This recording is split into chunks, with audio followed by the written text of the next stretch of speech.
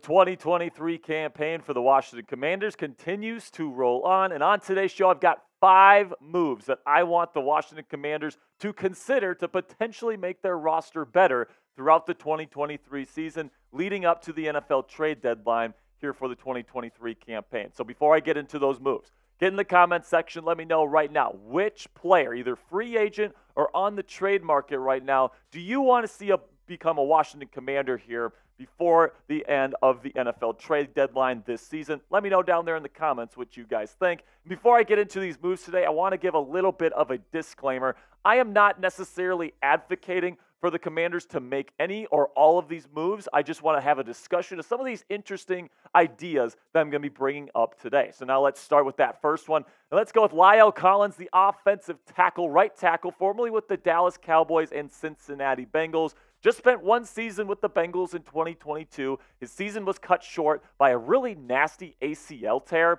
and he just hasn't really come back from that. The Bengals placed him on the PUP list to start the season, and just 2 weeks ago, Collins was released by Cincinnati, and he is now a free agent. And I really don't think there's any debating it right now. Collins is the best offensive tackle right now on the NFL free agency market. And if you're sitting there and you are the Washington Commanders and you're looking at a guy like Andrew Wylie, right, I just think that this is somebody in Collins you can definitely look at. You take a look at his PFF grades over the last 3 seasons. Last year with Cincinnati, it wasn't overly that great, right? 57.9. But the 2 years before that, very consistently grading towards the top of the league in terms of the right tackles in the National Football League with 82.0 grades according to Pro Football Focus in both 2021 and 2020. And right now, I'm looking at a guy in Andrew Wylie, who, of course, the Commanders brought in on a 3-year contract this year, formerly with the Kansas City Chiefs. And let me just tell you, man, he hasn't looked great to this point. He had some really, really bad reps against the Buffalo Bills on film. Last week, he got absolutely embarrassed on a couple of them. And right now, his Pro Football Focus grade is 66.1. And if you're asking me, being somebody that's watched every single rep of his during this season to this point on the All-22 film, I think that 66.1 PFF grade is generous, is very, very generous on his part. He has not looked good. He's been a big-time letdown. He was supposed to be that big offensive line addition in free agency for the Commanders this year. He's been a big disappointment on the right side of the offensive line to this point. I guess I can't say he's been absolutely atrocious, but my question here is why not, right? So Collins to Washington, in my opinion, is pretty unlikely because the reports are saying there's a ton of interest in bringing in a guy like Lael Collins here that's really been a really good offensive tackle in this league for a long time, right? He spent a long time with the Dallas Cowboys, and he was, just very recently, 2021, he was ranking in the 80s in Pro Football Focus grading. So because of that massive interest, I'm not sure he's going to want to go to a team like the Commanders. And then you look at Andrew Wylie's contract right now. He still has 2 years after this year still under contract, and the Commanders are paying him quite a bit of money. So do you really want to bring in a guy like Lael Collins to replace him if you're going to have to pay Wylie anyway? So let me know what you guys think down there in the comments section. If you could just choose between Lael Collins or Andrew Wylie to be your right tackle for the Washington Commanders, which one would you choose? Type LC if you'd go with Lael Collins, or if you're going with Wylie here, give me an AW down there in the comments section. And this is going to be the pinned comment on today's show. So here's what's going to happen. YouTube's going to throw you an ad break here in just a couple of seconds. When that happens, take advantage of that time by answering today's pinned question. Now, another free agency signing here, and this is something that I think that the Commanders could absolutely do. I've been advocating for this for literally months. Go out and sign Ben Jones to either be your next center or to be your next left guard. Ben Jones, somebody just last year, was one of the highest graded centers in the National Football League with the Tennessee Titans with a 71.9 PFF grade. He still looked good on film to me. He didn't really, when I watched this guy's film, I've watched about 3 or 4 games from Ben Jones from 2022 in preparation for this video. He looks perfectly fine, guys. It doesn't look like he's washed or anything like that. And I think he is definitely the best interior offensive lineman still available in NFL free agency. Take a look at what the Commanders are dealing with right now. This unit right here has given up 19 sacks in 3 weeks.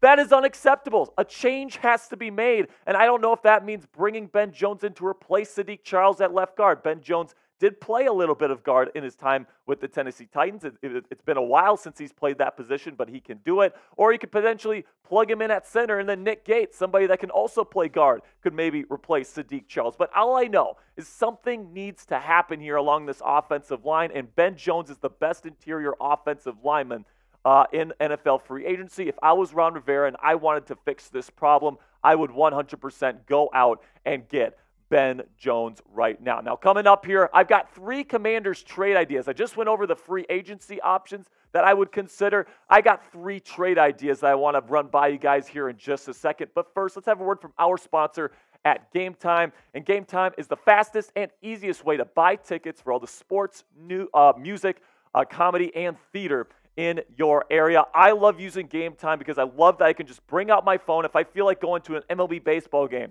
or an NBA basketball game and I just want to get quick tickets right before the game starts. I just pull up my Game Time app and I know that I don't have to go to any other ticketing app because this Game Time gives you the lowest price guarantee and you're not going to get hit with any of those pesky fees that some of these other apps try to do.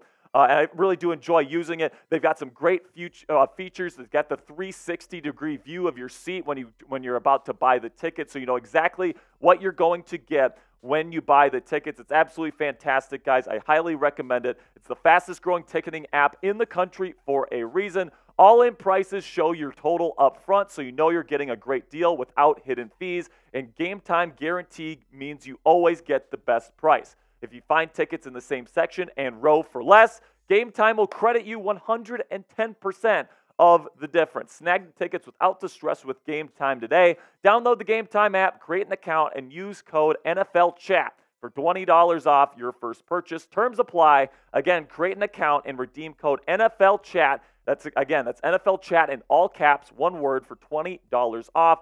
Download Game Time today. Last minute tickets, lowest price, guaranteed.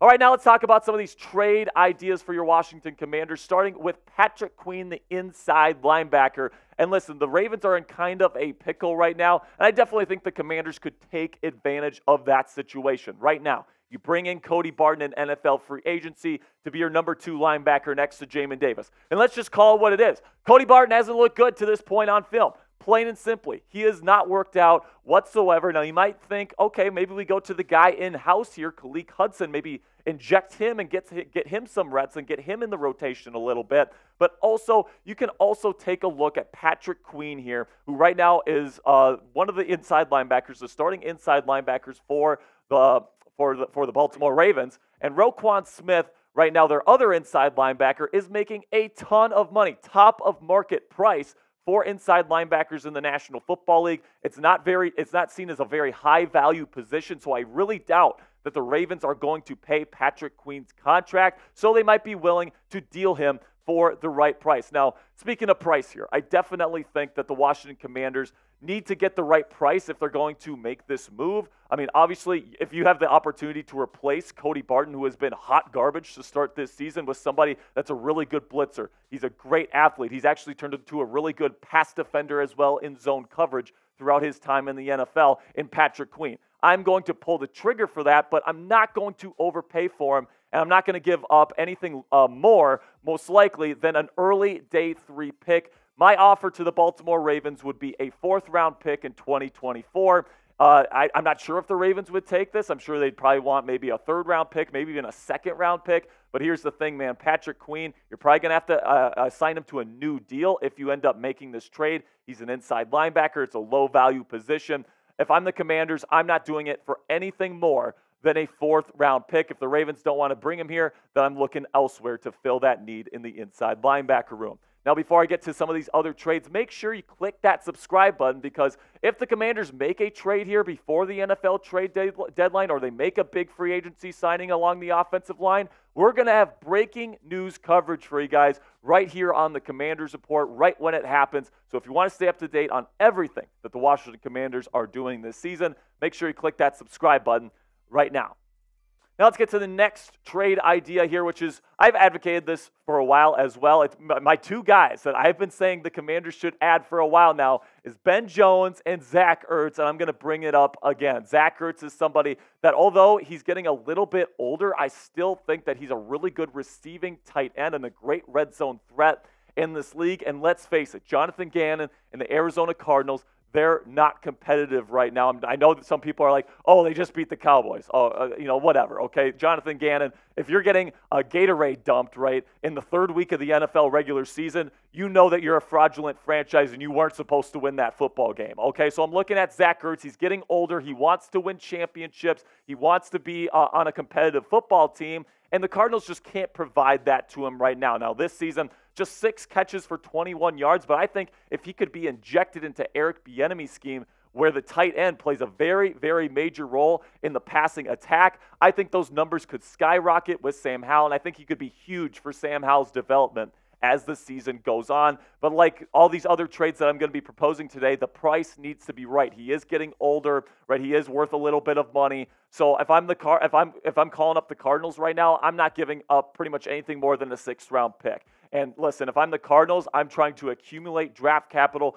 as much as I possibly can. I'm trying to get rid of salary cap on my books, especially because Zach Ertz still has a multi-year contract left. So if the Cardinals want to clear up that space for the 2024 season, I think this trade might make sense for them. Maybe I'd consider it if the Cardinals rebutted with a 5th-round pick instead of a 6th. But at this point, man, I think Zach Ertz would be a fantastic addition. If you can get him for the right price, I would 100% pull the trigger. Now, before I get into this last trade idea, it's pretty spicy here. Like today's video for an easy way to help out the channel. If you appreciate all that we do for you guys here at the Commanders Report, giving you very regular Commanders content, previewing every week, our watch parties, all the work that we put in to give you guys the best Commanders coverage on YouTube, 100% free. Do me a favor, click that thumbs up icon right now.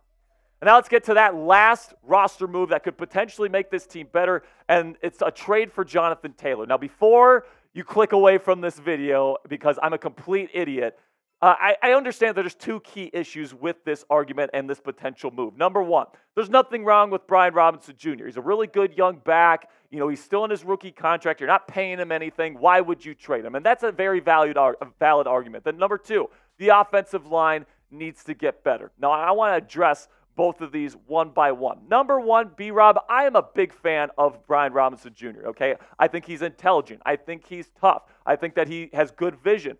But listen, man, he's not a home run hitter. He's not a dynamic weapon in this offense, in my opinion. He just doesn't have the same burst as Jonathan Taylor. And we've seen what Jonathan Taylor, through the first couple of years of his career, has been able to do, man. You look at that 2021 stat line with a good offensive line in front of him.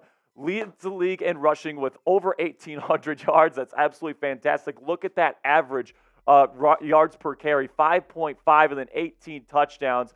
Absolutely fantastic. Of course, last year dealt with some injuries, didn't get on the field as much as he would have liked to, and the offensive line kind of sputtered, and so did his stat line. But Jonathan Taylor is still super young. He is still super talented, and he could become the identity of the Washington Commanders offense for years to come if you trade for him. But because of the offensive line, right, I understand that this offensive line is not good enough right now to really warrant this trade. Because of that, the price absolutely needs to be right here, and if I'm the Indianapolis Colts, I'm probably not taking this offer. But if I'm calling up the Indianapolis Colts, and if the Commanders could get something like this done, I think this would be a good deal for the Washington Commanders, long-term and short-term. So you get Jonathan Taylor, a star-level running back, into your offense. You inject that to help Sam Howell and help this offense as a whole. You send Brian Robinson Jr., who, like I said, is still a young back who doesn't cost anything to the Colts for the next couple of years. He could be seen as a very valuable trade piece